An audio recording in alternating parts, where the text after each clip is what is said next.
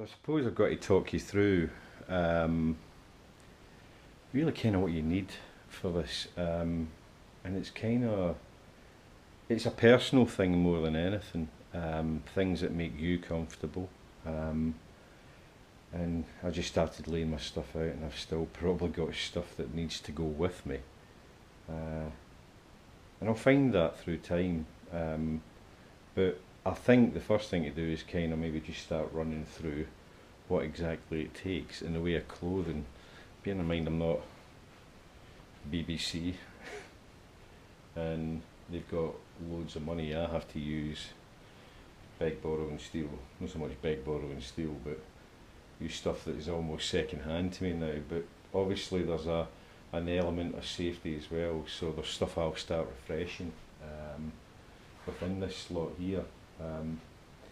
And there's things like underwear and my first aid, which I'll add to that as I go through. And I intend to keep this out until I've probably got somewhere close, because for example the rucksack I'll be taking, I want to buy a new one, but I'll put one down here, the same one that I've got I suppose in this photo. So it's a Duter 45 plus bag, and you can see it on here where I'm coming across this crevasse. That's just kind of general going up to the camps. On this particular one it was camp 3. Show you another photo.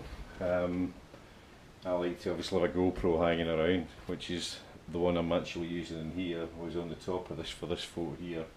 And you have Everest and Lhotse in the background, and up here somewhere and amongst all of this is camp 2.